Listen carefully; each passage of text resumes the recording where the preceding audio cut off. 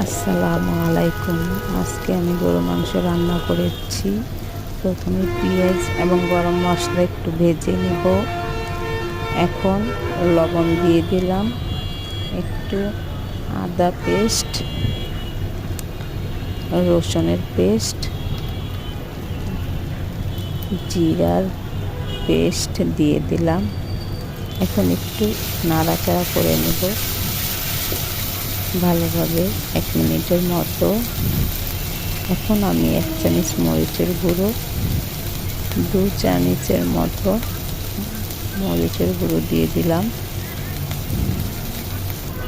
এখন ভালোভাবে নাড়াচাড়া করব। নাড়াচাড়া মশলাটা যেন পুড়ে না যায়, এই জন্য একটু পানি দিয়ে দিলাম। পানি দিয়ে ভালোভাবে নাড়াচাড়া করব। মশলাটাকে একটু সময় নিয়ে কষাতে হবে। মশলা কষানো শেষে যে উপরে তেল চলে এসেছে, এভাবে হলে মাংসগুলো দিয়ে দিব। এখন মাংসগুলো দিয়ে ভালোভাবে নাড়াচাড়া করব।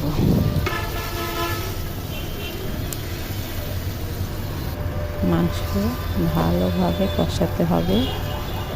এর জন্য মাংস কষানো ভালো হলে স্বাদ ভালো হবে।